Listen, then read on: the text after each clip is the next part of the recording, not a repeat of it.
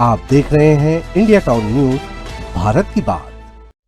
क्या अब नवा रायपुर में घर खरीदना हो जाएगा आसान? क्या वर्षों से खाली पड़े हजारों फ्लैट्स अब आबाद होंगे? और क्या सरकार का नया फैसला गरीबों के हक को मजबूत करेगा या फिर उनके सपनों पर कोई और कब्जा कर लेगा? नमस्कार, आप देख रहे हैं इंडिया टाउन न्यूज और मैं हूं आपके साथ सुरभि शुक्ला। नवा रायपुर मुख्यमंत्री आवास योजना में सरकार ने ऐसा बड़ा बदलाव किया है जिसने पूरे सिस्टम की दिशा बदल दी है। अब पहले आओ पहले पाओ के आधार पर ऑनलाइन फ्लैट्स बिक्री शुरू हो चुकी है और सबसे बड़ी बात, ये फ्लैट अब सिर्फ EWS और LIG तक सीमित नहीं रहेंगे। देखिए सब कुछ हमारी इस रिपोर्ट में।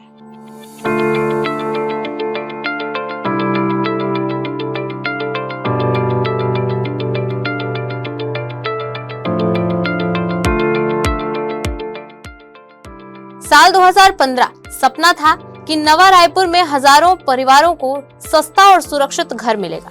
मुख्यमंत्री आवास योजना और प्रधानमंत्री आवास योजना के तहत करीब 40,000 मकानों का लक्ष्य रखा गया।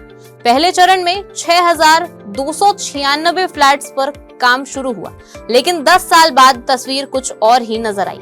हजारों लोगों ने फ्लैट बुक किए, लेकिन बाद में आवंटन निरस्त करा दिया गया। परिणाम, खाली इमारतें, टूट फूट, चोरी का खतरा और गृह निर्माण मंडल पर आर्थिक दबाव। 14 नवंबर 2025 को राज्य मंत्री परिषद ने बड़ा फैसला लिया। अब अगर EWS और LIG वर्ग के फ्लैट 3 बार विज्ञापन के बाद भी नहीं बिकते तो उन्हें किसी भी आय वर्ग के व्यक्ति या संस्था को बेचा जा सकता है।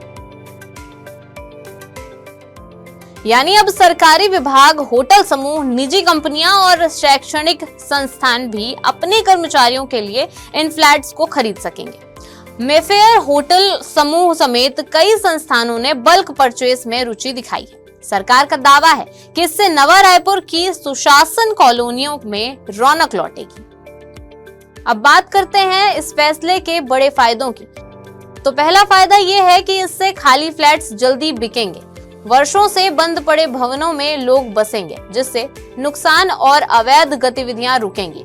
दूसरा फायदा ये है कि नवा रायपुर में आबादी बढ़ेगी। जहां अभी सन्नाटा दिखता है, वहां बाजार, दुकानें और जन सुविधाएं तेजी से विकसित होंगी। तीसरा फायदा, गृह निर्माण मंडल को आर्थिक राहत मिलेगी। फंड आने से अधूरे निर्माण कार्य पूरे हो सकेंगे। चौथा फायदा, ऑनलाइन और first come first serve system से पारदर्शिता बढ़ने का दावा है। लेकिन इस फैसले पर सवाल भी उठ रहे हैं। सबसे बड़ा सवाल है कि क्या गरीबों के लिए बनी योजना धीरे धीरे मध्य और उच्च आय वर्ग के कब्जे में चली जाएगी?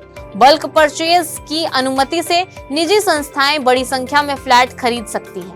ऐसे में जरूरतमंद परिवार पीछे छूटने का खतरा भी बताया जा रहा है। विशेषज्ञों का कहना है कि अगर लोकेशन पर रोजगार, ट्रांसपोर्ट और स्कूल जैसी सुविधाएं मजबूत नहीं हुई तो सिर्फ फ्लैट बेचने से बसाहट स्थायी नहीं होगी।